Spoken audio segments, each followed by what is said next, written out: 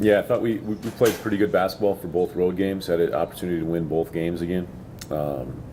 Really didn't get off to a great start on Friday night. We were able to battle back and take a lead. Most of the first half and a lot of the second half, and I thought we didn't finish the game the way we wanted to on Friday. Part of that was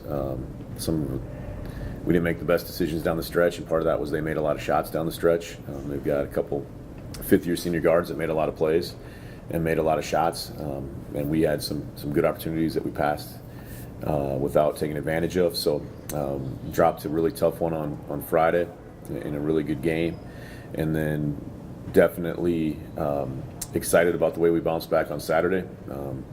Led for most of the game in that one as well, and we're able to finish it off and make enough plays down the stretch to keep the lead and get a 5-point win. So two really tough places to play, I think, and a really good effort by our team in both those games. So definitely happy with the effort and happy with how we responded to a tough finish on Friday, able to bounce back and get a win on Saturday.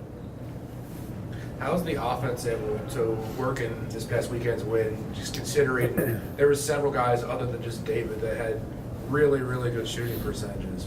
Well, we've been scoring it pretty efficiently for the last few weeks, or really probably the last month. I think we've gotten a lot better in our execution on the offensive end and understanding where do we need to get shots from. So we've been shooting it at a pretty high clip for a number of weeks now. So we're able to keep that going. I think, like I said, part of that is just offensive execution, and part of that is just better decision making of when to shoot, and we're getting a little more patience to go deep in a shot clock if we need to, and understanding that that's okay, and you can continue to work that whole 30 seconds if you need to in order to get a good shot. And I think that's a sign of some of the experience that we've got. Usually as you get a little bit older, you realize that just because it gets under 10 seconds, that doesn't mean too much. That's still a lot of time to continue to work the basketball. So we really did a good job of that, and have got a lot better at that, a lot of less difficult shots early in shot clock.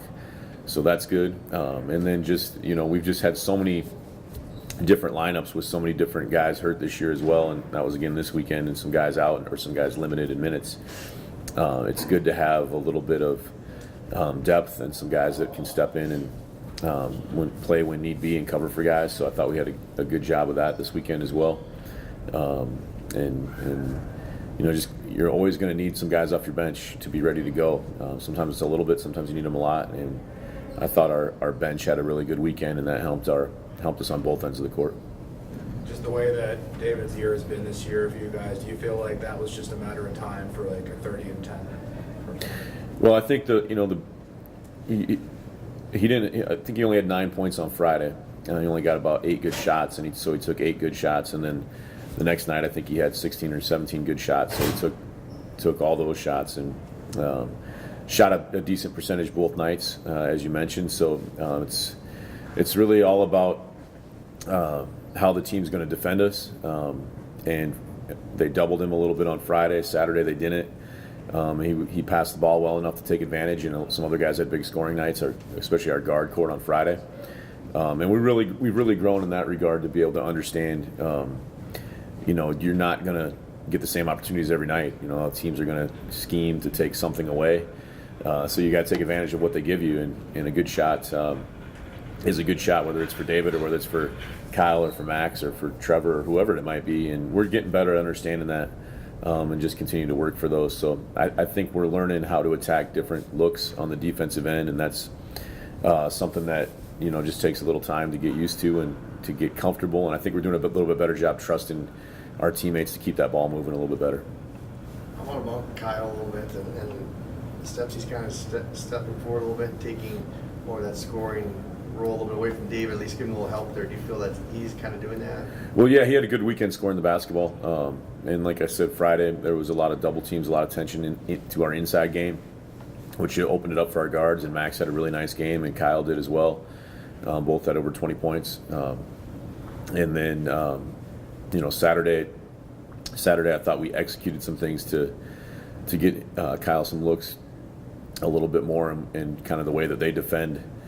They give a lot of attention to the ball screen and the guy coming off the ball screen, so that took the ball out of Max's hands a lot.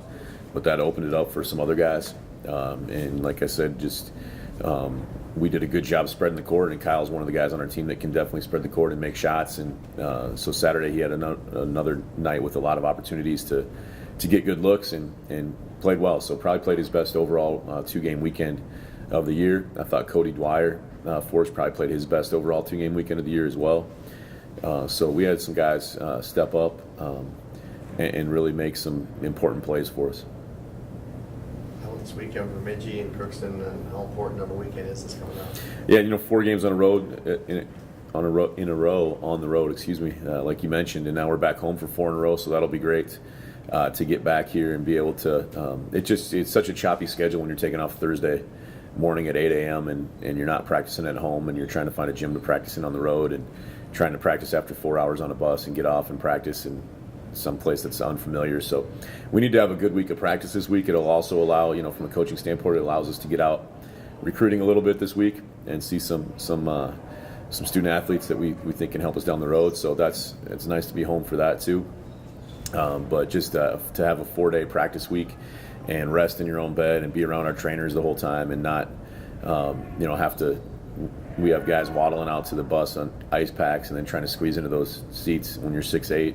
It's not the best thing, and I'm a little sore, and I didn't even play. I just paced up and down the sidelines a lot, and then, but just being gone that much and getting back at 4 or 5 in the morning, it just kind of wears on you. So we need a little rest, and we've been able to do that a little bit better the last few days. But definitely excited to play in the Dome. We've been good at home this year all year. It was good to get a road win this weekend because we've been so close. We haven't finished those off, but a chance now to defend our home court for 4 straight games. We're kind of to that point. We just passed the halfway mark as far as the conference goes. So right now we're 1-0 in the second half of the conference, and we've got 5. After that first one, our next 4 will be at home. So hopefully we can get off to a great start in those first 5 games and start making up some ground in the standings for some of those games that we let get away earlier in the year.